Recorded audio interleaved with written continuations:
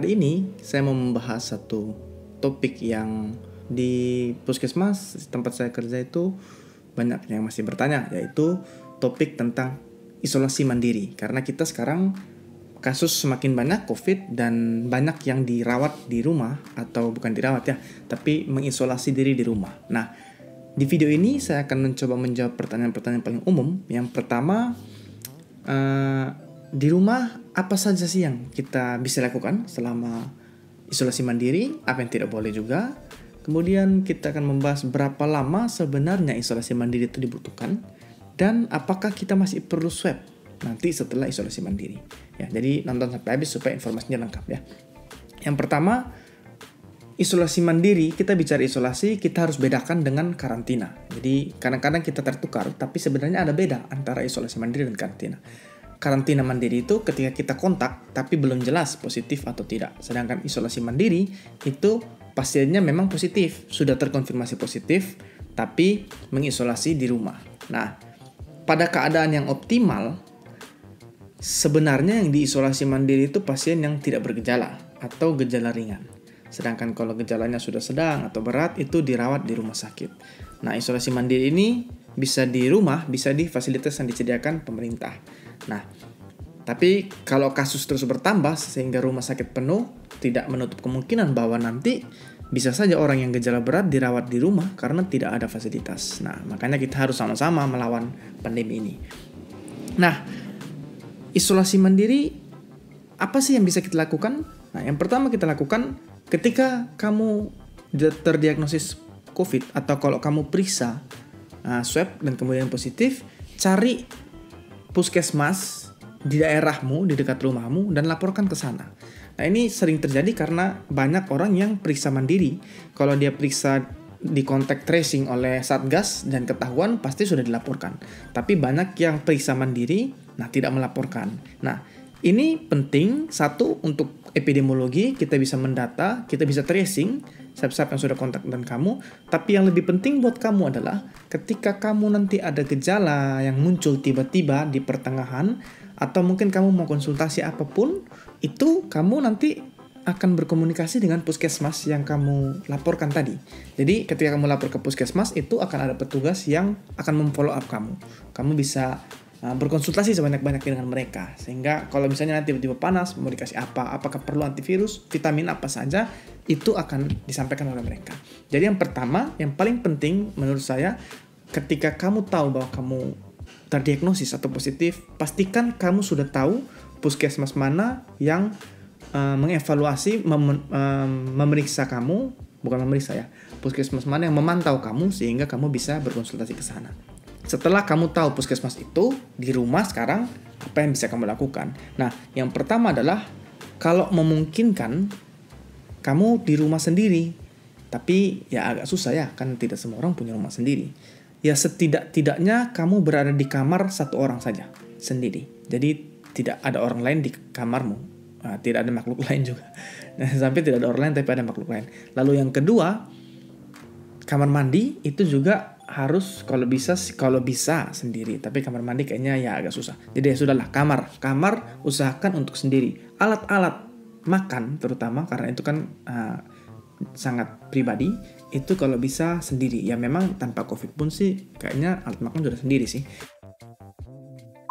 Lakukan itu di kamar sendiri, dan ketika ada orang di rumah, kamu harus selalu pakai masker. Tidak boleh melepas masker kecuali kamu di dalam kamarmu dan sendiri. Nanti keluar masker lagi.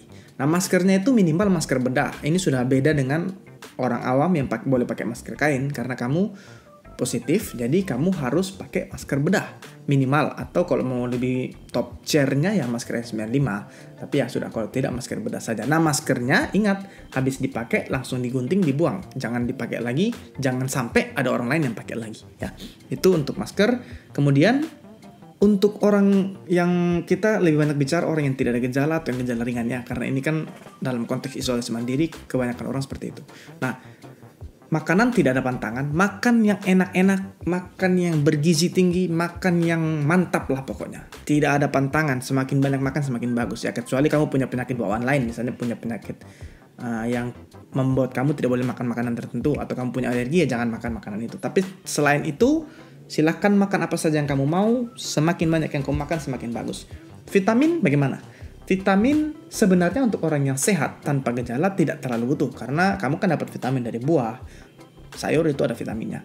Nah, tapi boleh kalau kamu memang mau ya silahkan. Kalau kamu butuh vitamin atau kamu punya gejala ringan atau kamu punya penyakit bawaan lain, misalnya punya penyakit hipertensi, nah boleh pakai vitamin. Nah, vitamin C boleh 2 kali sehari. Zat-zat antioksidan boleh juga sih. Tapi kalau saya sih lebih baik makan saja buah-buahan yang banyak antioksidan. Paprika, saya suka makan paprika ya. Buah naga tuh bagus tuh antioksidan. Pokoknya makan semakin bergizi semakin bagus, tidak ada pantangan. Vitamin boleh, boleh tidak. Obat-obat herbal sebenarnya boleh selama dia terdaftar di BPOM RI. Jadi cari obat yang kamu yakin, di browsing kan di Google banyak, dan pastikan dia terdaftar di BPOM. Jadi jangan sampai kamu pakai obat yang tidak terdaftar, yang tidak tahu efeknya apa. Tapi tetap selalu konsultasikan dengan puskesmas yang tadi itu. Jadi apapun yang kamu makan, konsultasikan supaya mereka bisa tahu kalau nanti ada efek-efek yang tidak diharapkan, mana yang harus di stop. Nah, itu untuk makan makanannya. Lalu kemudian keadaan rumahmu itu kalau bisa kamu sering-sering outdoor. Jangan di dalam kamar terus. Ya keluar-keluar, atau kalau dalam kamar pastikan jendela kamarmu selalu terbuka, ventilasi udara dan ventilasi cahaya itu selalu ada. Jadi udaranya terputar, tidak cuma ruangan ber-AC terus. Nanti kamu ruangan ber-AC terus, virusnya keluar dari kamu, masuk AC, keluar, masuk kamu lagi. Ulang-ulang terus kan tidak sembuh-sembuh. Jadi pastikan sirkulasi udara itu selalu ada. Nah, lalu isolasi mandiri bukan berarti kamu diisolasi terkurung begitu jadi tidak bisa buat apa-apa. Nah, tetap beraktivitas minimal, kalau yang dianjurkan sih minimal 150 menit per minggu ya, bukan per hari. Jadi itu sekitar 2,5 jam per minggu. Itu aktivitas apa saja, jalan-jalan saja di rumahmu itu boleh. Jalan dari rumah ke halaman, keliling-keliling, yang penting ya ada aktivitas lah, tidak duduk diam dan tidak apa-apa. Nanti kamu malah duduk diam 10 hari, 12 hari, berat badan naik 5 kilo. Jadi habis isolasi mandiri jadi besar-besar semua ya. Nah, jadi tetap aktivitas boleh. Nah, yang harus diperhatikan lagi adalah kamu harus belajar memantau ada gejala yang timbul selama isolasi mandiri atau tidak. Karena kan petugas kesehatan yang dari puskesmas itu tidak tinggal sama kamu, jadi kamu harus peka tanda-tanda apa, sehingga begitu ada tanda-tanda baru, gejala-gejala baru ini, kamu segera lapor ke puskesmas. Nah, gejala yang pertama yang harus kamu pantau itu sebenarnya demam. Ya, jadi disarankan kalau bisa kamu punya 1 termometer di rumah selama isolasi mandiri yang dipakai untuk mengukur suhumu 2 kali sehari minimal. Ya kalau kamu mau tiap jam ya silakan, tapi ya 10 hari tiap jam kamu ukur sampai orang bilang sampai capek ya.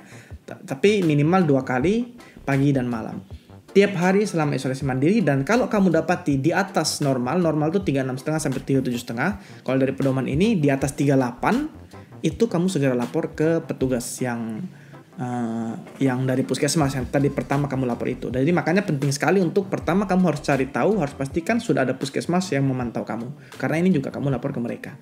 Nah, untuk demam cara pantaunya dengan termometer. Kemudian batuk. Kalau kamu sebelumnya tidak ada batuk dan tiba-tiba batuk, yang bukan batuk keselak ya. Kalau batuk keselak kan 1 kali saja.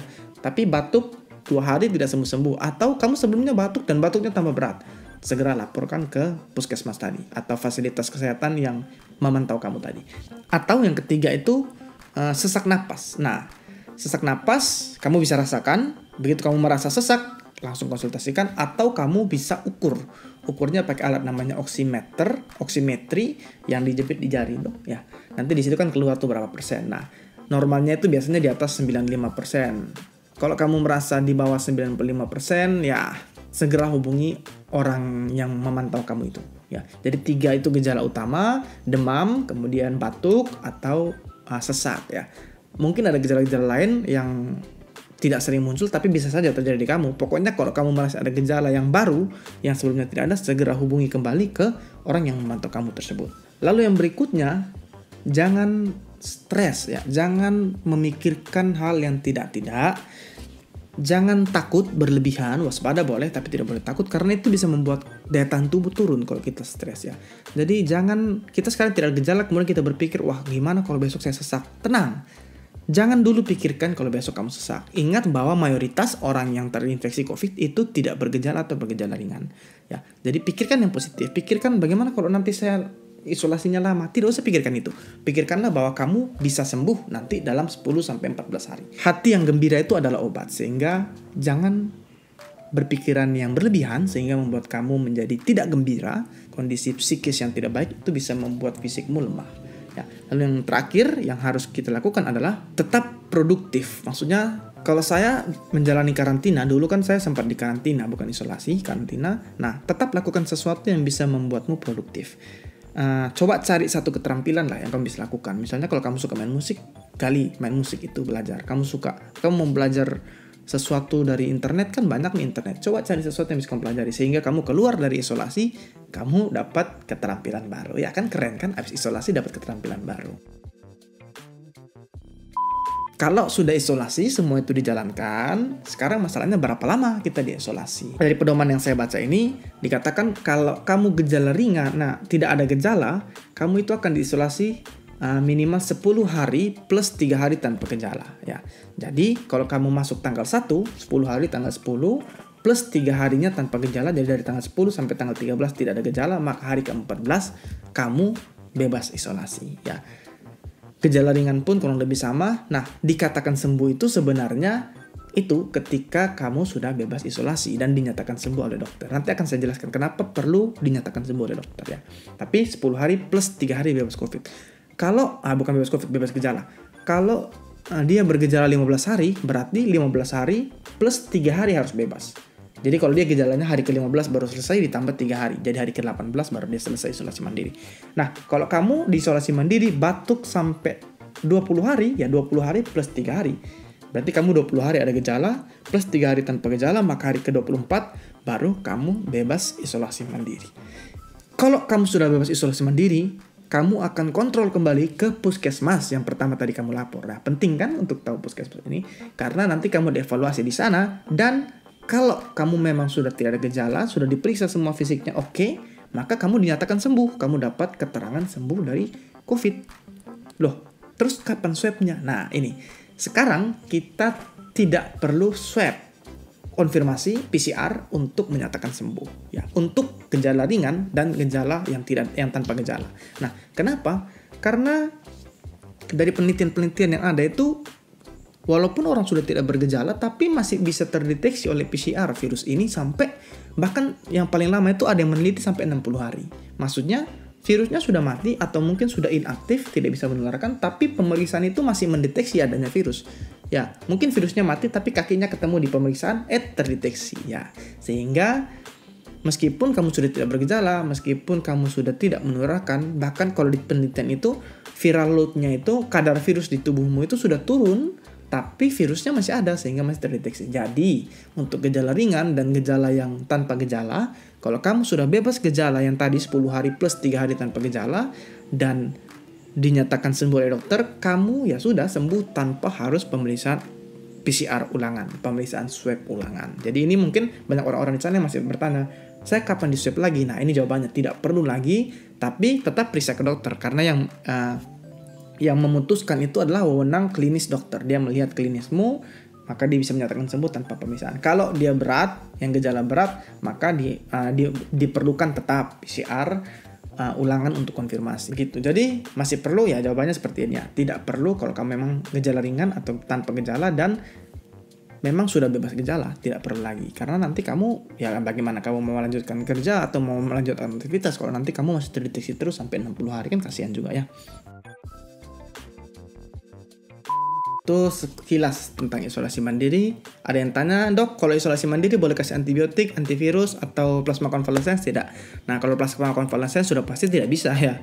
Bukan tidak bisa, sukar kan kamu, siapa yang mau donor? Maksudnya siapa yang mau harus ada tenaga medisnya di situ kan untuk memasang peralatan donornya. Tapi sebenarnya sih kalau dia isolasi mandiri dengan gejala sedang mungkin bisa dikasih antivirus atau antibiotik. Tapi ya kembali lagi, kamu kan sudah lapor ke puskesmasmu, itu dikonsultasikan dengan doktermu. Yang mana yang butuh antivirus, yang mana yang tidak. Yang mana butuh antibiotik, yang mana tidak.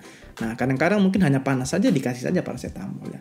Jadi, tidak semua yang isolasi mandiri harus buru-buru beli antivirus atau antibiotik, borong, beli lalu pakai. Tergantung kondisi, ada yang boleh antibiotik, ada yang tidak, ada yang perlu antivirus, ada yang tidak. Konsultasikan dengan doktermu ya. Ini pembahasan kita hari ini. Saya harap kita tetap stay safe di rumah, jaga kesehatan. Kalau perlu isolasi mandiri, isolasi. COVID bukan stigma. Jangan takut isolasi mandiri. Saya mengapresiasi ada beberapa orang yang ketika terdiagnosis positif, dia berani memberitahukan kepada orang-orang bahwa dia positif. Supaya itu memberikan orang-orang justru mendukung dia ya. Orang-orang tahu dan tidak menstigmatisasi, justru mendukung dia dan membuat orang lain juga belajar dari dia begitu. Jadi kita tidak menstigmatisasi COVID. Ini bukan sesuatu yang aib atau apa. Tetap stay safe, stay healthy. Tingkatkan literasi, turunkan hoax. Salam sehat.